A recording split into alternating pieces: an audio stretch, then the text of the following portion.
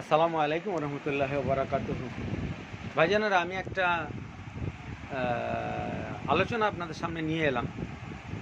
তো দেখেন, আপনাদের যদি ভালো লাগে নেবেন। তো আলোচনাটা হচ্ছে এই যে আমরা যে ফেসবুক ইউজ করি, ফেসবুকে যখন আমরা সহি হাদিস, সহি কথাগুলো পেশ করি, বেদাতীদের কিন্তু ভালো লাগে না। তারা সেগুলোকে মানে অপছেদ্য করে বা আমাদের অ্যাকাউন্টগুলো রিপোর্ট মেরে দেয়।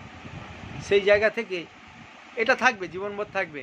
নবী রাসূলুল্লাহ সাল্লামের সময়ও ছিল, যখন নবী রাসূলুল্লাহ সাল্লাম ভালো কথা বলতো, তাকেও তারা সহ্য করতো না। আবু জেহেল, আবু লাহাব তারা বিরোধী করতো।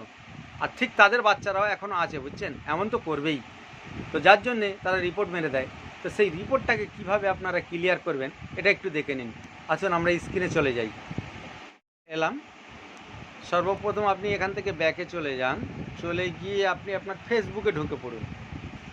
ফেসবুকে ঢুকে ওপরে নোটিফিকেশানে ক্লিক দিন। এই যে বেল চিহ্ন রয়েছে, বেল চিহ্নটা ক্লিক দিন। দেওয়ার পরে দেখেন নোটিফিকেশান অপশান চলে এসছে। তা আপনি এখানে ওপরে ডান দিকে যে 3 লাইন আছে, 3 লাইনে ক্লিক দিন। ক্লিক দেওয়ার পরে একটু নিচের দিকে নামুন। নিচের দিকে নেমে দেখবেন এই হেল্প অ্যান্ড সাপোর্ট আছে। না, এটাও না। হ্যাঁ, হেল্প অ্যান্ড সাপোর্ট, এটাকে ক্লিক দিন। ক্লিক দেওয়ার পরে আপনি ঠিক 3 নম্বর অপশানে দেখুন সাপোর্ট ইনবক্স। 3 নম্বর অপশানে সাপোর্ট ইনবক্স, এটাতে ক্লিক দিন। এটাতে ক্লিক দিলে আপনার এখানে নো ইন্টারনেট। আচ্ছা, ইন্টারনেট খুলতে হবে। ঠিক আছে, আমি নেট খুলে দিলাম।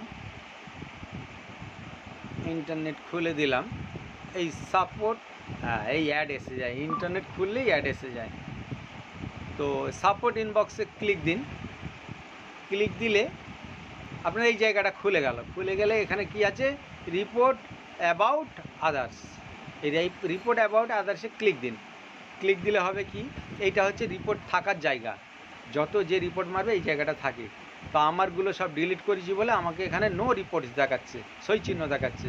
আপনাদের রিপোর্ট এখানে থাকলে আপনারা সেটাকে চেপে ধরবেন, ডিলিট অপশান আসবে, ডিলিট করে দেবেন, তাহলে রিপোর্ট থাকবে না।